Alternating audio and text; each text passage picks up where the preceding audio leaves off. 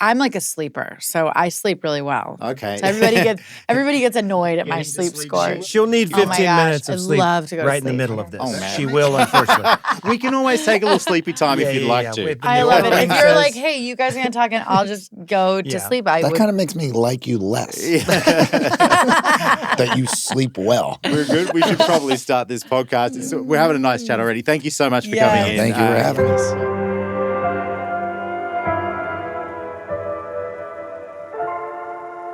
Welcome to the Warner Brothers Lot. I'm Jonathon Buckley, and this is A Lot More. With Running Point Season 2 gearing up to air, we thought we'd sit down with the stars of the show, Kate Hudson, Scott MacArthur, and Drew Tarver for a fun little chat.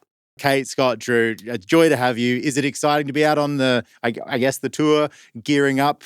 So excited. So exciting. This is our first day of press for Season 2. You caught us right in the early... Just rolled out of the Spirit Tunnel at That's right. Yeah, we did That's that. right. We did, yes. So yeah. So all we've done is like light dancing so far. Okay. Shot some free throws and some light dancing. Yeah. So we're very fresh. Did everybody shoot? Yes. Who did the best?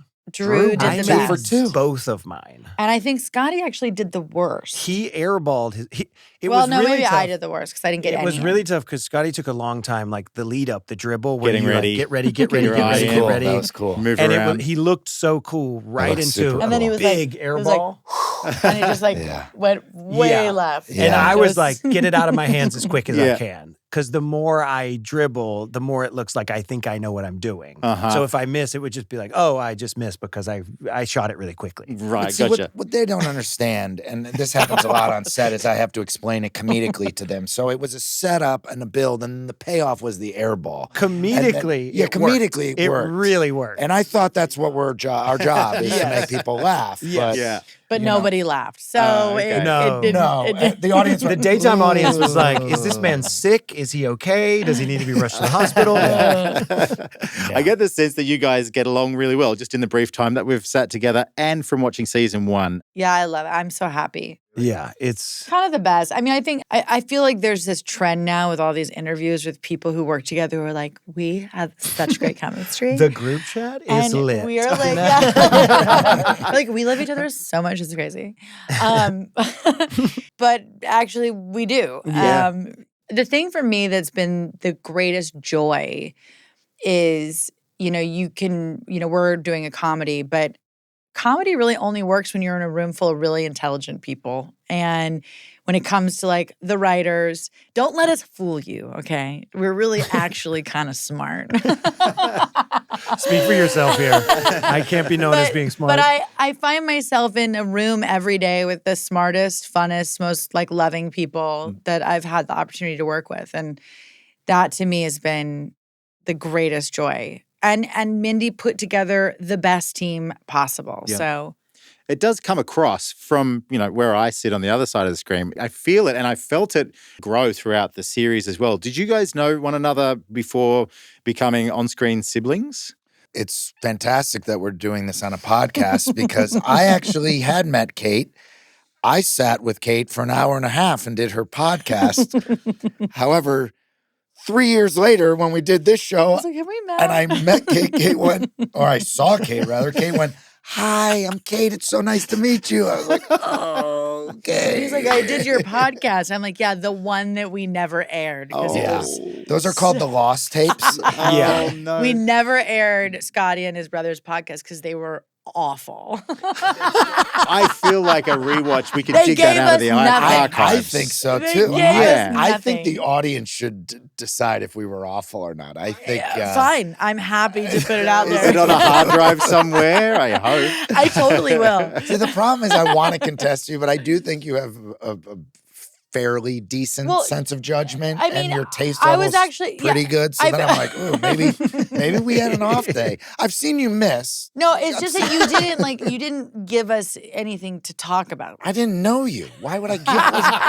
I know Jonathon better now than I know you. I lived in his country for a while. I didn't know you. You were sitting on the couch like a little cat. You were like licking the back of your hand. I was like, it's I'm not gonna so give this woman funny anything. to agree to do her podcast and be like, I don't even know this person. I ain't saying nothing. I'm not giving, good luck. I know you got the equipment, but I am not an open book. Yeah, I saw Almost Famous. I have notes. Can we go there? Should we go there? No. Okay, fine. Go ahead. I think also like our dynamic like happened, I think, so quickly because, I mean, like maybe because we all have siblings and we just all know what that feels like to give each other shit with love. Like you love your siblings obviously so much. I mean, like you love all your siblings, right? I deeply love both. I deeply love both but my I brothers. think there's like, so we just kind of fell into that dynamic very quickly. And actually where we're sitting right now is the first place we all met. Yes. The building that we all met was where we did our first read-through. We had a Is that table read. right? Yeah, we had a big read-through That's here. so and cool. It was so fun. I was driving in and I was on the phone with Drew and I was like, this is where we met. I know, yeah. Okay, because you all took very different paths to get to where we're sitting today. I mean, obviously, everybody knows your career. You've done so much throughout your life, and it's remarkable. Here comes the part where he's like, and yet no one knows guys. you two. No. We are her accountants, and we're here flanking her Yeah. to make sure she gets everything done by April 15th. we were. It was April 14th of 2023, and she was like, "Do you two want to be on a show with me?" And we were like, "Sure." How did that happen, though? Was it an audition situation for you guys when it came to the series, or did you target them directly?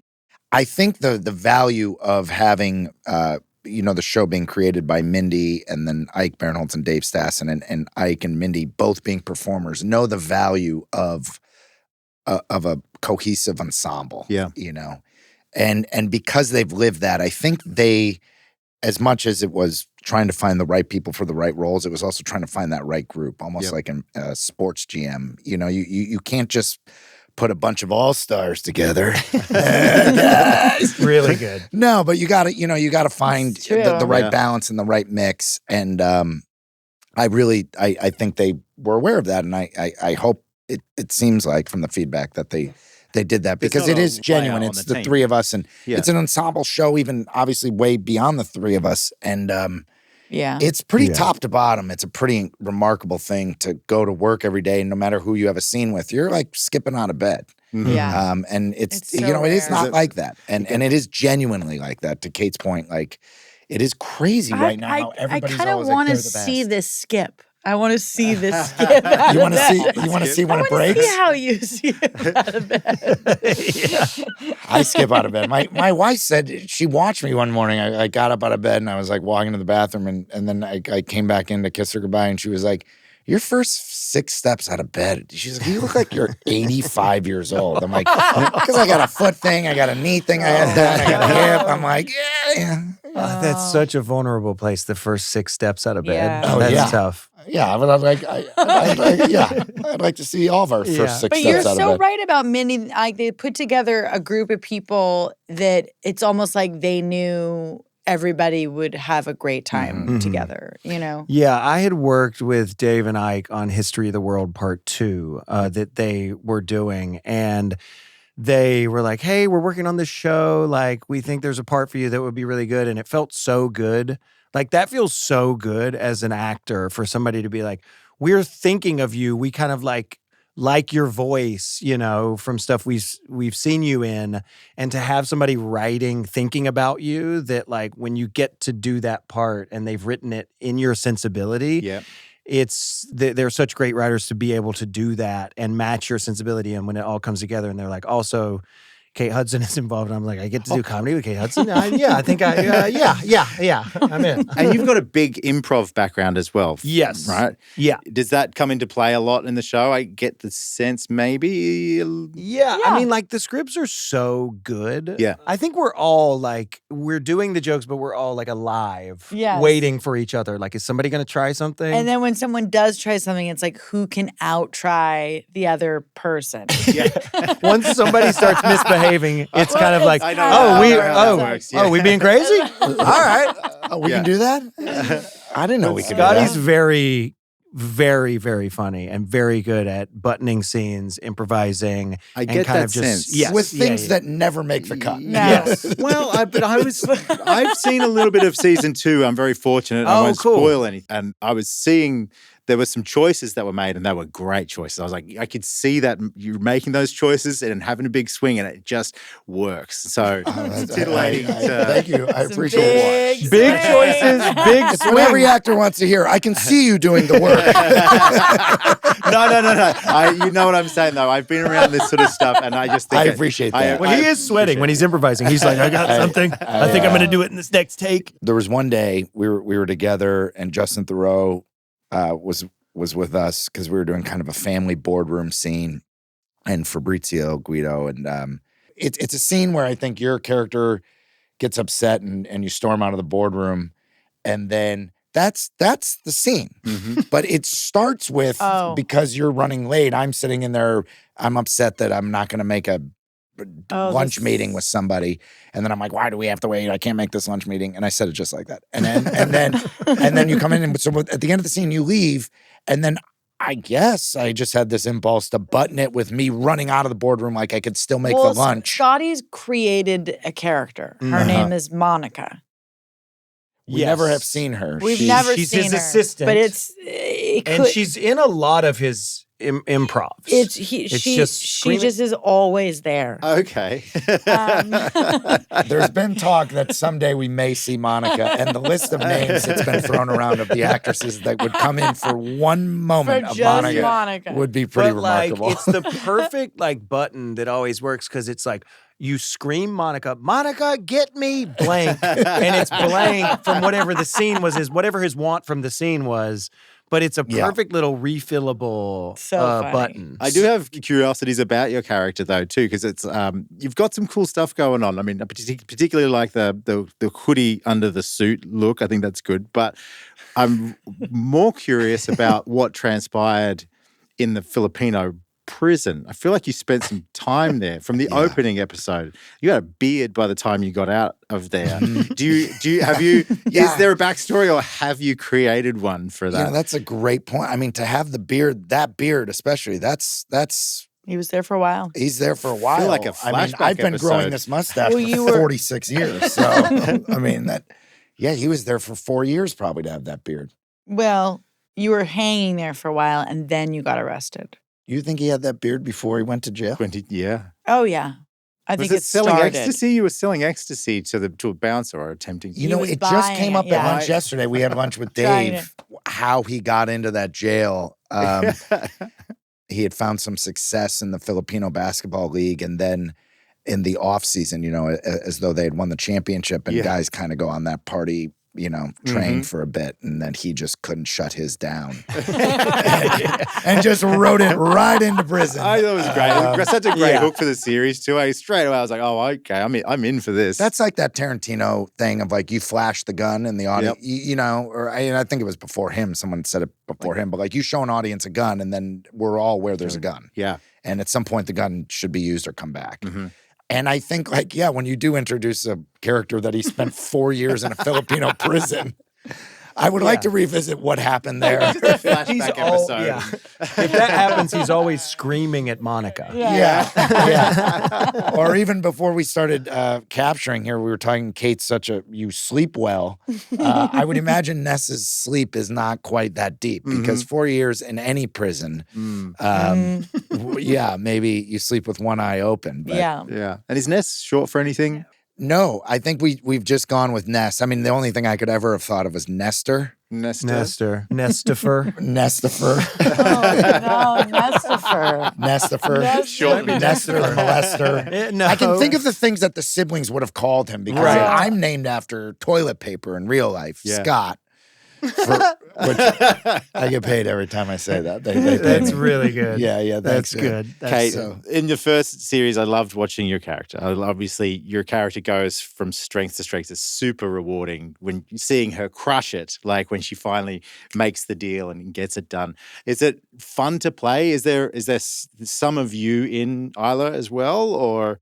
What's so fun about the playing Isla is the dynamics. It's like you've got the stakes are high. She wants not only to be good at her job, but she wants to live up to her father, who's not around, and obviously inside wants to feel like she could have made him really proud. And then she's surrounded just by a bunch of brothers and is always trying to feel like she's heard or seen in any way. It's always an uphill battle. And it lends itself to great dynamics and comedy. And so every part of that is fun. And also she gets to wear great suits. I was going to bring that Yeah, up. she kind of has a great, she doesn't repeat a suit, you know? She doesn't repeat a look. It's kind of a rule. We don't repeat looks. Yeah.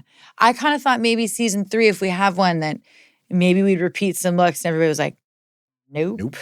So what's the team like that's in charge of that type of stuff? Because it's super creative. Thank you. My stylist, actually, Sophie Lopez, I brought her on to sort of, you know, consult and do Isla's wardrobe. Yep. She's been doing an amazing job, and it's so fun. It's remarkable and super high-end stuff too. Yeah, At good least, stuff. I'm not like super on top of the fashion stuff, but I've been looking at some of the watches that the guys are wearing. And are they real, or are we getting like the knockoffs for the set? Because everything's real. Yeah, everything's real. We don't do anything that's not so real. It's everything you see is real. Everything's real. I don't know. I just saw a few on there. I'm like, that's an expensive. Okay. No, Warner Brothers demanded everything be real.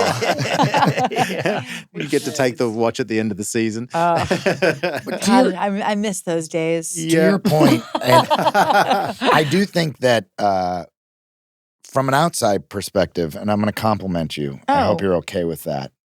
We'll see. Because let's see how it goes. The aspect of Isla that, you know, the like willingness to laugh at herself or become the fool, play the fool, and also then still have those victories at the end.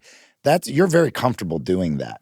And that's, you know, you don't always would expect that. Like kind of, you know, to go back to the beginning of like when we met each other and stuff, you know, that's not always, you know, you can be on a lot of sets where people are like, I don't feel like I'd say that or do that, or I don't want to do that because I'll look like a fool or an idiot. And I've never really heard that out of your mouth. Did I say this answer correctly? That was really good. Did I get it right? Did I say it right? Yeah, I'm pretty comfortable acting like a fool. Yeah, but that's kind of awesome. I get what you're saying though, having watched the series, and I agree. And I think you've done an incredible job in doing that. Yeah, in doing it as an actor, and the character does that. And to be honest, like Jeannie and our time with her is also not what I would have expected. Yeah, like very personable, very like loves to laugh, self-deprecating, like, very self-deprecating. And so the through line of the three of you. Because you are not technically Isla. I have to say, you know, Kate sometimes stays in character. It's like working with Daniel Day-Lewis. It's like, Jesus Christ. Yeah. Kate is very good at like playing the status, like, and having it shift really quickly, you know, like, especially in a sibling dynamic where everybody's kind of like, your cachet is up or it's down, or you're like trying to be more important as a younger sibling or whatever. So that's like a very fun dynamic too in the show, where like all of a sudden a character can just out of nowhere, Ness can like do something great out of nowhere when we don't expect him to, and we're like, whoa, okay, I'm really surprised by this. You're like not good at things a lot of times. That's good. And it's fun. Like the writers are so good at just like all of a sudden just like taking your status down. Yeah. Like you do something great and you kind of, which makes for such good comedy. You walk into a room and you're like, well, and then you just get cut down immediately. And it's such a fun, you can do that with the characters. You can bring them up or down or have them sort of like team up against another sibling. So also, what's so fun about Justin's character, about Cam, our older brother, is he's really is like older brother energy. Yeah. You know? And it really is like the three of us, and then like Justin walks in. Not just Cam, but Justin walks in. And oh my God, if he isn't funny and ruthless with his sense of humor, you know, it's like we all stand to attention when Justin. And he lives in New York, so it's almost like works that he's not like here all the time. He like comes in and out, you know. Yeah, he's like wearing his own boots, and you're like, what? Those things are so pointy and cool. You're like, wait, but that's such a fun. So I was like, I like the way they dress Cam, and he's like, thank you, it's my wardrobe. Yeah, oh, that's great. Yeah, he's like, it's only wardrobe from like here up. And we're going to be seeing a lot more of him in this second season as well, which I'm excited. Yeah, it's so great. The pace of this show is so nice because it just moves and you just. It does. Yeah. Yeah. It just starts and it doesn't stop until it's over, you know, and So much fun. And Drew, your character has a lot of layers too, Yes. which it's just like peeling back an onion. Yes. Really. Yeah, he's Especially this season. he's definitely tightly gripping his life, trying to make sure it's perfect. He's like the only sibling that, did the right thing and went to school and graduated and is trying to kind of like, he's not good at sports. He doesn't really know anything about the actual game of basketball, but he's like trying to overcompensate with, being frugal for the team or making sure he's a good businessman so he can like, get his siblings respect. And I think it's like very fun to play a character that is demanding respect. And he's just kind of like, where am I going to get this respect? But he's also having that energy and falling on your face as that character is a very fun thing to play. Well, and I like your at-home life as well. I feel like there's a lot of stuff that's going on there, particularly with your comic book, or was it animated Yes. books, enthusiasm. And, yes. He's a big Andor fan. Big fan. Yeah. I think there's lots of story to explore. Yes. Yeah. He's got a lot of like love life issues. He's trying to, in the first season, he's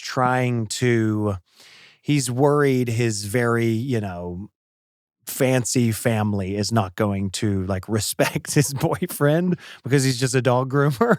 And he's so worried about what everybody's going to think of him that he is sabotaging a lot of his relationships. Right. What do you think he's looking for? I'm worried about him. I know. I worry about him too. I'm worried about Drew. Look.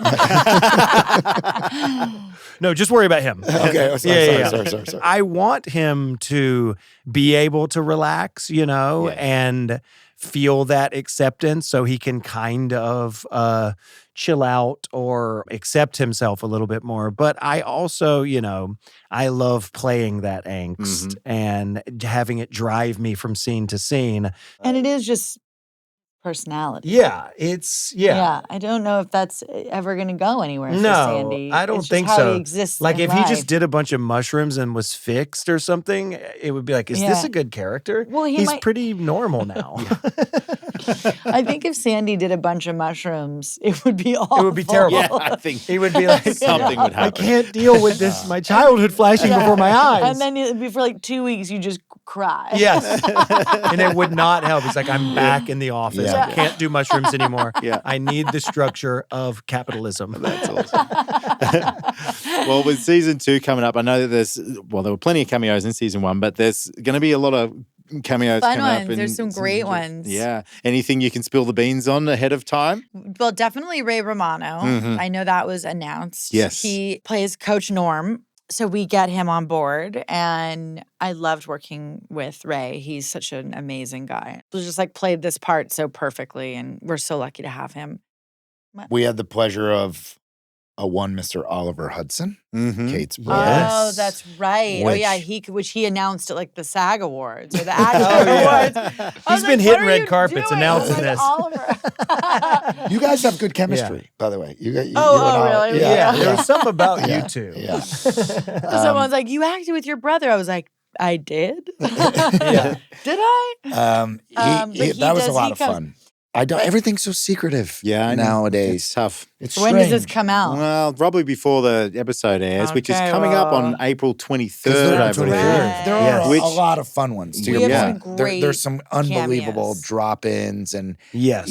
cameos are just unbelievable actors coming in as new characters. There's one woman that I'm really excited for everybody to see that I get to do a bunch of scenes with. Yes. Who is a good friend. But won't the trailer be about out at this point? And at the trailer, there's a bunch of people who are in it. Yeah. So Look, watch the trailer. Watch the trailer. It'll be fun. We don't get into trouble. It's great. Were you happy with the response from season 1? Oh my God. So happy and just blown away. Yeah. I was so excited that it didn't have a demographic. It was everybody from, 70-year-old men to 13-year-old boys to teenage girls to 20-year-old girls. I mean, it was like everybody watched the show. It seemed to be for everybody. And that's like the dream, that you make a show that everybody relates to. Initially going into it, I was like, a sports show. And I don't know all that much about basketball. So I was like, let's get into this. But that it's totally irrelevant because it covers so many bases. It's like It's such a basketball's the backdrop. It's a backdrop for it's a family business. Yeah. It's like a family business comedy. Yeah, it's a dysfunctional family, workplace, relationships. I mean, my love life is, complex and fun to watch. Your love life is interesting. Yes. Yeah. What about Isla's love life? That's what I just said. I'm actually worried about Isla's love life. You are worried about it? Yeah, I get the sense that something's brewing. I don't know. Yeah, she's, it's season 1, really. We left that. It was quite a cliffhanger. Lots of story to be told. Boy, yeah, we'll see what ends up happening. Both of your characters' love lives are messes. Yeah, because look at how we were raised. Yeah. We're a mess. I don't know. My character seems to be doing quite well in that department. Yeah, you can't just treat your love life like this box that you're trying to fill to I think that my character is like, if I could just fill that, I can go back to work and everything will be fine. And that normally doesn't work out. Yeah, just the concept of love life. Like it's a separate part of your everyday life. It's pretty amazing. As far as my love life goes. Yeah. Love life. It's like, you mean, how am I? Yeah, exactly. I have a question that's unrelated to the show, but I was told specifically to ask about this because I'm guessing that it's a thing. Given that last year, I would say this because I recommended it to my wife, that butter yellow was the color of 2025, I think. I don't know anything. But people want to know about your dress. My yellow dress. Your yellow dress from How to Lose a Guy. Everybody asks me about this dress. What do they want to know? They want to know, is it still missing? It's missing. It's missing. So there's no update on that. Someone has it. It's got to be somewhere. Or, someone didn't realize that it was the yellow dress. Yep. Right. And they threw it away or cut it up or something. That's a bummer because I really feel like it sort of was hot last year. It's got to be somewhere. It's got to be somewhere. By the way, that dress has been hot for 20 years. Yeah. It's like whether it be, bridesmaids dresses, prom, that dress just lives on. It's a great color. Butter yellow. Bud of yellow? Butter. Butter. Sorry. Butter. Butter yellow. Bud of yellow. I was like, that sounds like I also would like to know, are you still performing improv? And do you have Yes, I do. I do a monthly show at Upright Citizens Brigade. Yep. With the first sketch group and improv group I was on called Big Grande. And we do it once a month. I do think we're off for the next 2 months. But I'm still doing it. I do it with my friend Ben Schwartz. Yeah. He has a tour called Ben Schwartz and Friends, and I show up on that, and he does huge theaters, and that's very fun too. Yeah. Have you felt like audiences are really coming back to improv? I feel like it's audiences are coming out for live comedy, and it's so fun to be in a room with that many people creating something that only exists there for them based off of an audience interview or multiple audience interviews. And it's something that you can't, it's special because it's only that night. It's only for them. It's in the moment, and it's really, really fun. You really have to, it's such a muscle to develop, I'm jealous of, she can. We do a lot of improv games on set. Well, I believe that I got into college because improv was my favorite thing to do. And that's sort of, I got into the experimental wing at NYU basically more for improv. You got an improv scholarship to NYU? That's big. Maybe we all needed that. I can see it. That other than that, I haven't exercised that muscle. And it is a muscle. It really is. Oh my God, and I'm so jealous. Yeah, it definitely taught me how to act. Yeah. Because you have to listen. Yeah. Or if you're planning something, it's not going to be good. Yep. And after you do that for years, you accidentally listen in a scene that's written. Oh, I am listening. It trains that muscle. I remember and it's weird. One of my teachers told me that in one of my first classes, that she had written a note, Drew, stop straight manning so much. Because I was constantly just calling out the weird character and being like, that's not right. That's weird. That's weird. And she kind of was pushing me to be weirder in scenes. So it's interesting that later in my life, I do a lot of when I'm acting on sitcoms, I am straight manning a lot. Like that was my initial instinct to be like, you're being weird. Don't be weird. You're being weird this way. I'm labeling how you're weird. It's like it's fun to think about, like little me being like, stop being weird. How man. are you with improv? Every day of my life. You've got quite the chops as well. I was. What do you know? Second City. Was it? Yeah, it's Second City. Yeah. I dabbled. Dabbled? No, I out of college. First place was NIDA in Sydney. No way. Yeah. That's like the best school in Australia. Yeah, that was cool. But I did like the weekend program. I was a pizza delivery boy, and I had a motorcycle, and I would go over there on Sundays, and that was gear up. That was awesome. Yeah. That's when I learned that my father was a raccoon. So Scotty's a raconteur.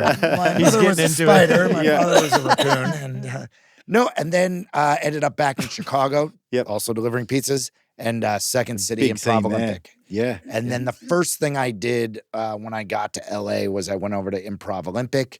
Ike, our showrunner, Ike Barinholtz, put me in touch with the people who were running that out here, because back in Chicago was Sharna and kind of the OG crew. And we joined a team. We put a team, I think we were kind of a team of rejects, and we called ourselves Coldplay. Oh. Okay. And then we announced Coldplay was playing Thursday night, and then they were like, you can't call yourselves Coldplay. And then there was a argument, and I kind of never went back. Okay.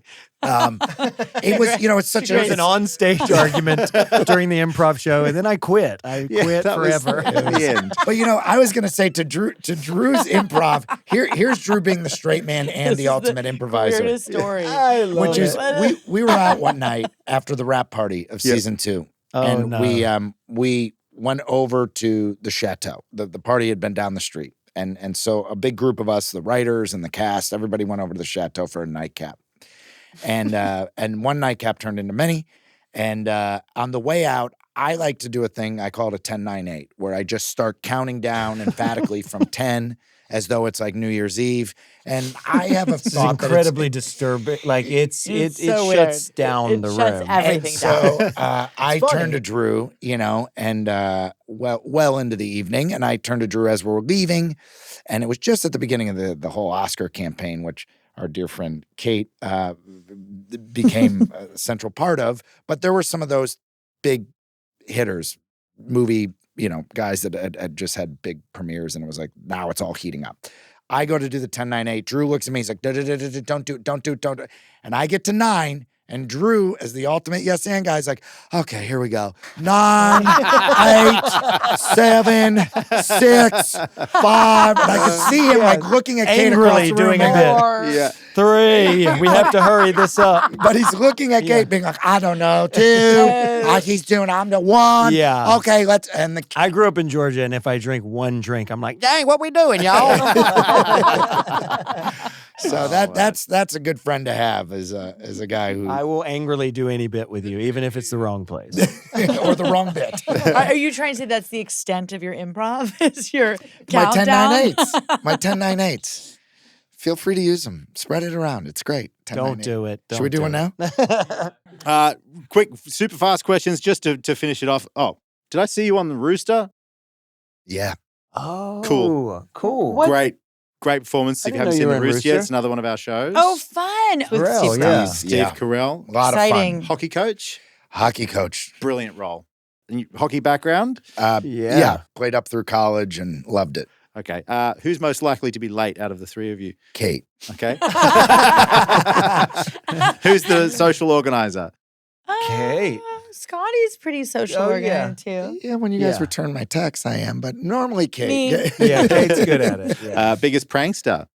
I would say Justin, but he's not here. Yeah, that's Justin's true. good. Okay. Justin running over just- Kate's cone with her name on it in the driveway was great. Just Justin- sticking it under his tire. Justin just parks in my parking spot, like puts his whole car like sideways, so I can't park in like 3 spots. Who falls asleep on set?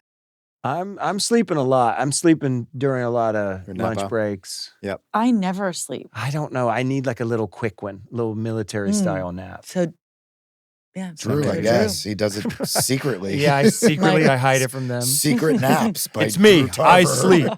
What? And from the three of you, who's the best athlete? Oh, Kate's going to say herself. Scotty. Oh, really? Don't you think? Or you?